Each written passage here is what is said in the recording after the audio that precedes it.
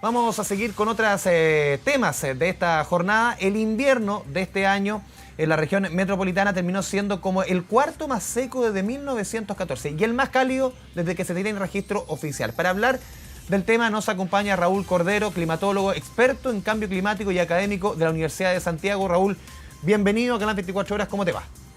Hola, ¿qué tal? Raúl, hemos conversado varias veces sobre este tema y cada mes es como un récord distinto, como que nos vamos a tener que acostumbrar a estas lamentables cifras del mes más seco, del mes más cálido. ¿Esto nos va a acompañar quizás para siempre? No necesariamente para siempre, pero si logramos detener el calentamiento global, eventualmente vamos a dejar de romper récords cada vez más frecuentemente. Pero mientras eso no suceda, mientras el cambio climático continúe, desafortunadamente sí, vamos a tener roturas de récords cada vez más frecuentes. Cada vez que rompemos un récord, la gente tiene que tener claro que no se trata de un hecho aislado, no se trata de una coincidencia, sino que son récords que confirman una tendencia. Mientras no detengamos el calentamiento global, los récords de temperatura y los récords de sequía se van a romper y se van a seguir rompiendo de manera cada vez más frecuente. ¿Qué pasó este invierno, Raúl? Si uno mira las cifras, por ejemplo, estaba viendo términos de lluvia, 41,4 milímetros en el invierno, lo normal 210. En términos de temperatura, la más baja desde 1950. ¿Qué pasó? En términos de temperatura es la más alta, más bien. Sí, perdón, la más alta, perdón, ahí me equivoqué. Sí. Como todos los que vivimos en la zona central hemos notado, este no solamente fue un invierno extraordinariamente seco, sino que fue también extraordinariamente cálido. En particular, el mes de julio fue lejos el más cálido jamás registrado. La temperatura promedio, por ejemplo, en la capital, en Santiago, fue durante el mes de junio casi 5 grados sobre los valores que eran considerados típicos hace solamente un par de décadas. Es decir, definitivamente, para nosotros el cambio climático significa temperaturas cada vez más elevadas y, lo que es peor, lo que causa más estragos, sobre todo en zonas rurales, sequías más profundas, más largas y más frecuentes. Tú justamente hablabas que el impacto en la zona rural, en el campo, por ejemplo, en nuestro país, va a ser bastante más duro que en las ciudades. Sí, bueno, las ciudades, nosotros prácticamente los habitantes de las ciudades no nos hemos enterado de que hay una grave sequía, porque nosotros cuando abrimos la llave todavía sigue saliendo agua. Desafortunadamente ese no es el caso para muchos habitantes de zonas rurales en las que cuando abren la llave no les sale agua desde hace varios años. Nosotros tenemos que recordar que 400.000 chilenos viven con agua que les entregan vía camiones aljibes. Ellos no tienen servicio de agua seguro desde hace muchos años atrás. Así que para ellos, desafortunadamente, la sequía es muy grave. No solamente tienen problemas para abastecerse ellos de agua, sino que el agua para cualquier faena productiva, agrícola o ganadera, es desafortunadamente cada vez más escasa.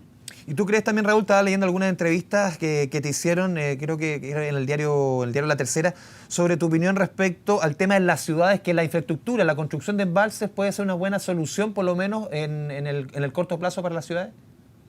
Bueno, sí y no. No solamente es para las ciudades el problema. Es decir, una cosa que hemos aprendido durante los últimos años es que las ciudades con la infraestructura que teníamos han podido salir adelante. No solamente en términos de embalses. Hubo que hacer infraestructura. Por ejemplo, hace un par de meses se inauguró esta tubería que está trasvasando aguas del río Aconcagua al embalse Los Aromos. Si esa tubería no se hubiese construido y no se hubiese completado ahora, probablemente Viña y Valparaíso hubiesen tenido que enfrentar en la próxima primavera racionamientos de agua. En el caso de Santiago, el embalse El Yeso todavía fue posible, a pesar de este año hiperárido, mantenerlo en niveles aceptables gracias a una adecuada gestión de cuenca. Se puso el gobierno de acuerdo con los canaleros dueños de derechos de agua para que no extrajeran el agua y se pudiera mantener relativamente lleno el embalse El Yeso. Entonces, gracias a eso, con esa infraestructura que tenemos, vamos a lograr pasar en las ciudades este invierno. Pero esa infraestructura sirve para las sequías de hoy. Para las sequías del mañana no estamos tan claros que sea suficiente. Así que evidentemente hay que avanzar más rápido en la construcción de embalses. En esta administración no se ha licitado ni un solo nuevo embalse.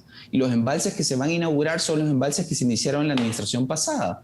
Así que no se ha avanzado lo suficiente en infraestructura. Lo mismo pasa con la planta desalinizadora que está a punto de inaugurarse en la cuarta región. Esa es una planta que se comenzó a construir en la administración pasada. En esta administración, desafortunadamente, se ha avanzado muy, muy poco. Yo entiendo, ha habido otros temas en la contingencia, pero no vamos a tener otros 4 años para perder en el futuro. Es decir, tenemos que avanzar más rápido en infraestructura porque si no podríamos tener problemas graves, ya no solamente en zonas rurales, sino también en las ciudades. La que tú mencionabas, esa planta desaladora en el norte del país, es la primera desaladora estatal, podríamos decir, pública, ¿no? Sí, el resto sí. son privadas. ¿Cuán importante que justamente en este tema de las desaladoras entre el Estado, cuán importante es la solución para todo este problema?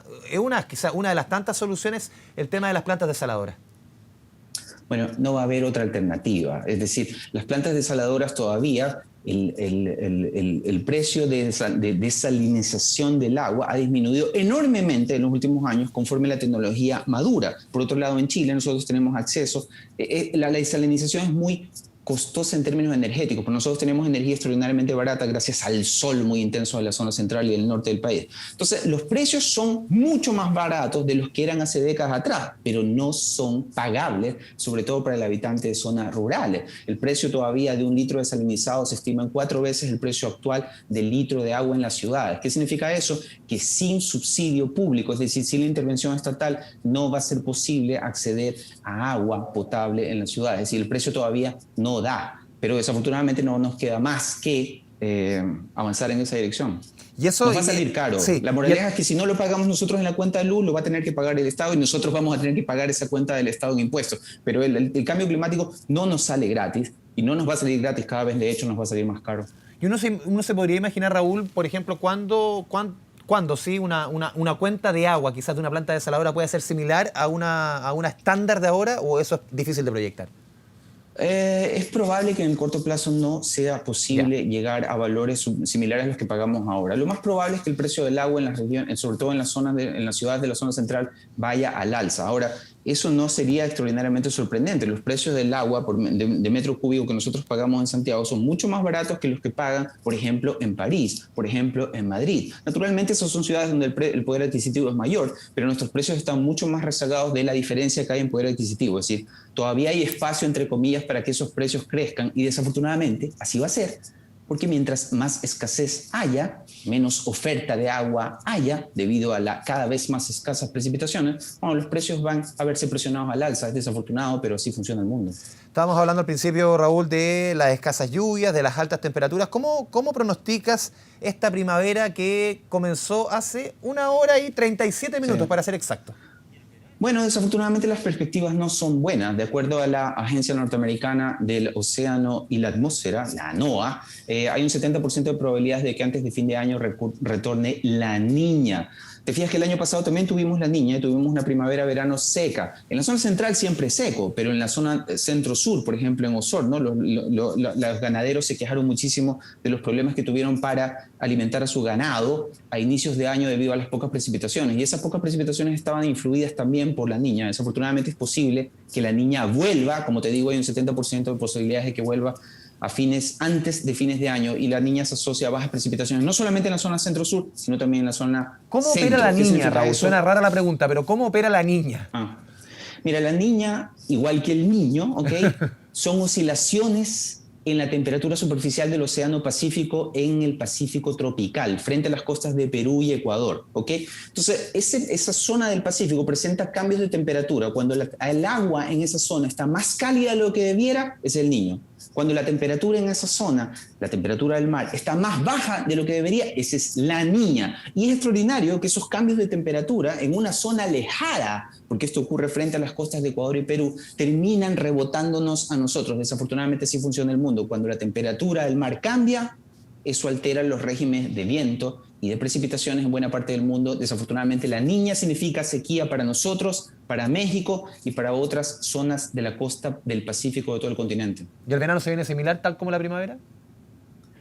¿Perdón? El verano, te digo, ¿se viene similar tal como este pronóstico para la primavera? Mira, es probable, es probable. Cuando vuelve la niña, tú sabes, el nombre El Niño hace relación a la Navidad, por el niño Dios. Ese es un nombre que acuñaron los pescadores peruanos. Entonces, el pic de la niña y del niño es justamente a fines de año, para Navidad. Eso significa que ahora el Pacífico se está enfriando debido a la niña y es probable que luego durante el verano, enero y febrero, deje de enfriarse, es decir, comience a calentarse, pero es un proceso lento. La moraleja es que sí, si llega la niña antes de fin de año, eso va a marcar no solamente la primavera, sino también el verano. Y el verano, por lo tanto, este verano que viene, podría ser, si la niña se confirma, similar al verano que tuvimos este 2020, que fue muy seco en la zona centro-sur. Pero para nosotros en la zona central, tal vez los que tienen buena memoria se acuerden, febrero fue frío, muy frío. ¿Por qué? Por la niña. O sea, seguramente tendremos un verano similar al que ya tuvimos. O sea, un enero seco, un enero cálido y un febrero frío, como dices tú. Sí, podría ser. Veremos. Vamos a ver. Raúl Cordero, muchas gracias por este espacio, este diálogo con Canal 24 Horas. Muchas gracias. Gracias, nos vemos. Chao, chao.